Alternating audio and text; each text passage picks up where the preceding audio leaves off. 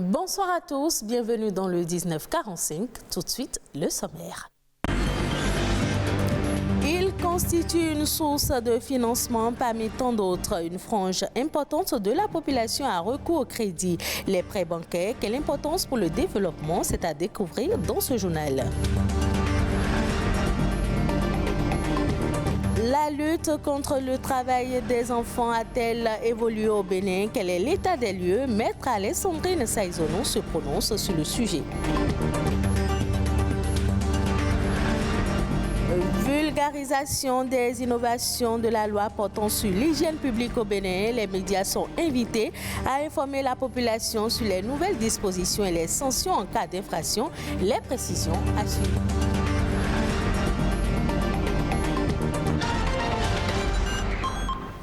Bienvenue dans ce journal. Outre le fonds propre, les opérateurs économiques font souvent recours au crédit pour financer leurs entreprises.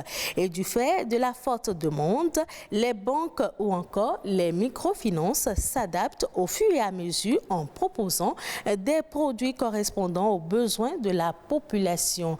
Vous est-il déjà arrivé de vous interroger sur l'impact probable du crédit bancaire sur le développement économique? Découvrons la réponse dans ce reportage de Julie Setonji et Alessandra Tchoton. Le crédit bancaire est au cœur du fonctionnement de l'économie. Le crédit est une avance de fonds octroyée par un organisme financier aux personnes physiques ou morales qui ont un projet ou des besoins à financer. Prêt scolaire, crédit à la consommation, à l'investissement, il y en existe de plusieurs sortes selon le besoin auquel il s'adapte. La mise en place du crédit fait intervenir en principal deux acteurs, à savoir la banque et le demandeur. Mais il a une répercussion directe sur le développement économique.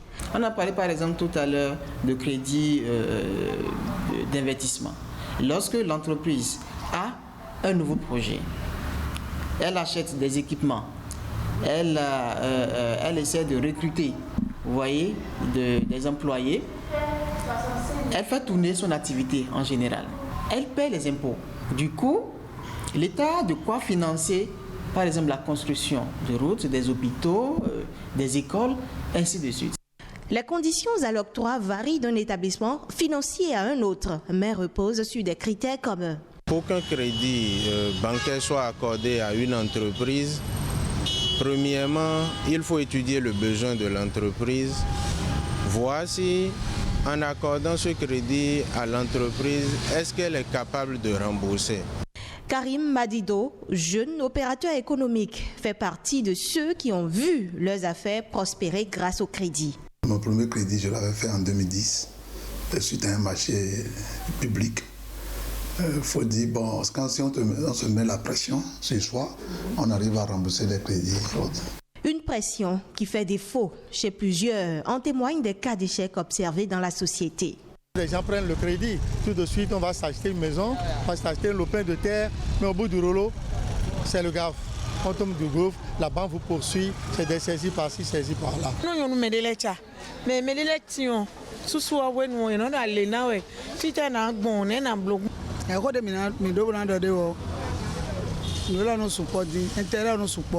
En réponse à ces craintes, voici les erreurs à ne pas commettre. Allez demander un crédit, c'est parce que vous avez un objectif à atteindre. Vous voulez financer, vous voulez mettre l'argent dans une activité. Cette activité va produire donc des marges bénéficiaires. Et dans ça qu'il faut payer les intérêts et toutes les charges qui sont liées au crédit. Non seulement ça, il y a des fonctionnements internes de l'entreprise.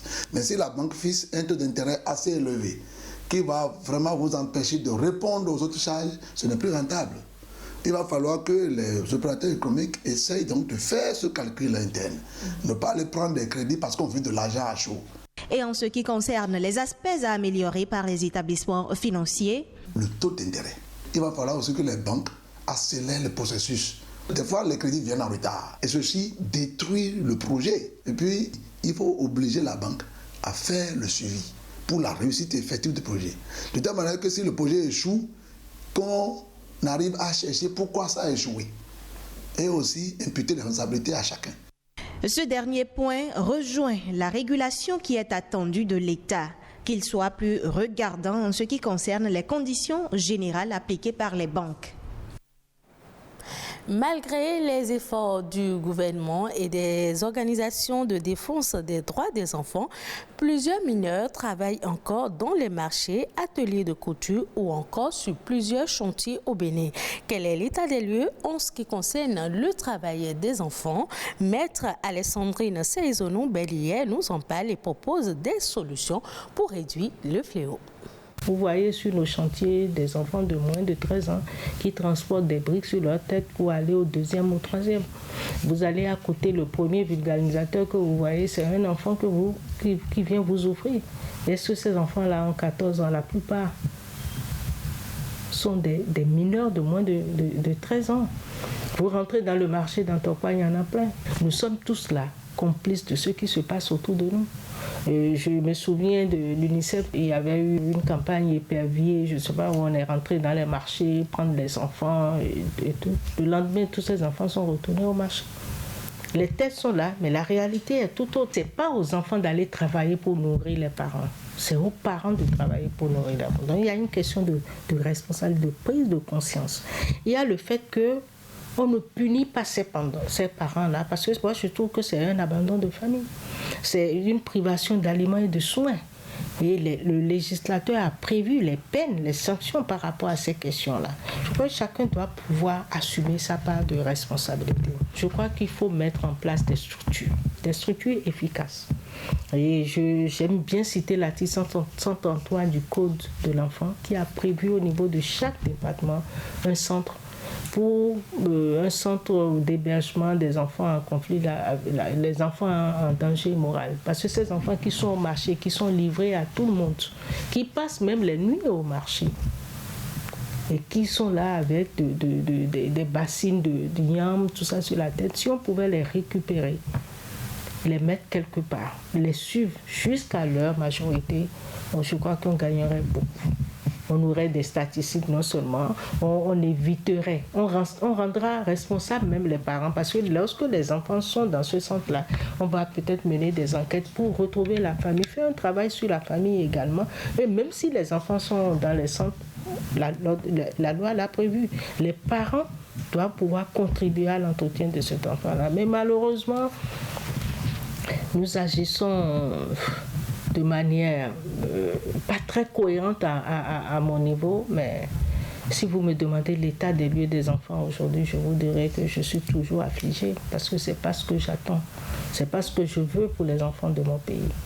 Le cadre de concertation des acteurs non étatiques de l'eau et de l'assainissement a tenu ce mercredi à Cotonou une séance de campagne médiatique et digitale avec les hommes des médias pour la vulgarisation de la loi 2022-04 du 16 février 2022 portant hygiène publique en République du Bénin. Objectif, mettre tout le monde au même niveau d'information sur les innovations, les peines et sanctions encourues. Reine Ouéha et François Issou nous font le résumé de la séance. Uriner ou déféquer aux abords des voies et places publiques ou d'y jeter les eaux usées. C'est une disposition de la loi numéro 2022-04 du 16 février 2022 portant hygiène publique en République du Bénin. Une initiative du Parlement béninois qui réjouit les acteurs non étatiques de l'eau et de l'assainissement CANEA. Pour eux, il est important de sensibiliser la population pour une application effective des différentes innovations de la dite loi. La nouvelle loi comporte plusieurs innovations, dont les plus importantes sont liées à la responsabilisation des collectivités locales dans la promotion de l'hygiène publique, dont l'hygiène des bâtiments publics, l'hygiène des établissements préscolaires, scolaires et universitaires, l'hygiène des centres de détention.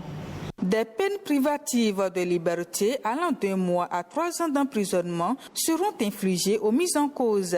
C'est pourquoi la vulgarisation du contenu de la loi à toutes les couches de la population est indispensable. Par conséquent, les médias constituent un outil important. On va continuer à sensibiliser, on va continuer à faire des reportages, des articles dans nos différentes rédactions, toujours pour amener la population à comprendre. Il convient de signaler qu'en cas d'infraction en matière d'hygiène publique, un procès verbal sera établi par le personnel de la police environnementale, sanitaire, agent de forces de sécurité publique ou tout agent habilité. Les sanctions aux infractions varient de 10 000 à 5 millions francs CFA. Selon l'article 165, les amendes sont payées au niveau des recettes du Trésor public. Suivons à présent La Nation en bref, une compilation de l'actualité nationale ces dernières 48 heures au Bénin, présentée par Reine Ouira.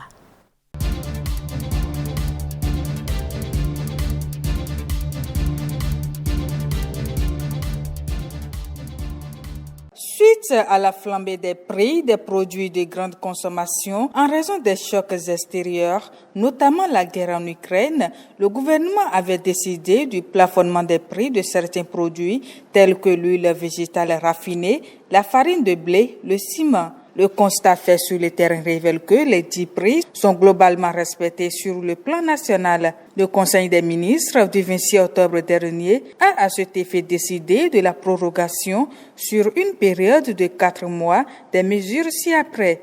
Plafonnement du prix de la farine de blé à 28 500 francs CFA, le sac de 50 kg sur toute l'étendue du territoire national. Suspension de la perception de la TVA sur la farine de blé produite localement et du dédouanement de la farine de blé importée sur la valeur transactionnelle. Par ailleurs, le ministre de l'Industrie et du Commerce a été instruit à l'effet de reconduire jusqu'au 31 janvier 2023 les dispositions de l'arrêté interministériel du 17 juin 2022 portant fixation des prix de cession du ciment en République du Bénin. Le Conseil des ministres a d'autre part décidé du recrutement de 100 auditeurs de justice au titre de l'année 2022. En effet, les besoins en personnel des services judiciaires se justifient par la nécessité d'animer les juridictions nouvellement créées, mais aussi de renforcer les effectifs de celles déjà fonctionnelles pour plus de célérité et d'efficacité dans le traitement des dossiers. Ce recrutement participe de la bonne administration de la justice et de l'amélioration des prestations dans le sens de la satisfaction des justiciables. Dès le 15 novembre 2022, le port du casque sera obligatoire par les motocyclistes. La police républicaine lance dès cette date la phase de répression sur toute l'étendue du territoire national. La décision a été prise au thème d'une rencontre entre les conducteurs de taxi-moto et la police républicaine. Cette décision, qui intervient à quelques semaines des fêtes de fin d'année, vise d'une part à assurer la protection de tous les usagers de la route et d'autre part à limiter les accidents de la circulation. Le directeur général de la police, Soumaïla Yaya, a mis en garde les usagers qui ne respecteraient pas cette décision, car les contrevenants encourent de lourdes sanctions.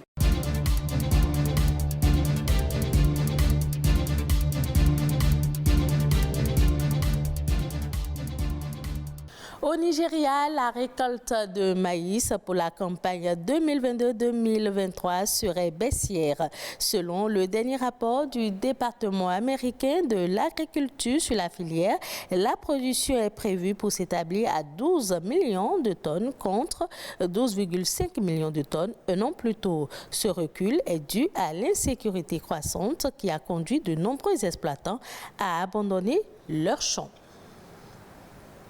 Et ce sera tout pour cette édition. Merci de l'avoir suivi. Retrouvez ce journal sur le site de l'ORTB, www.ortb.bj.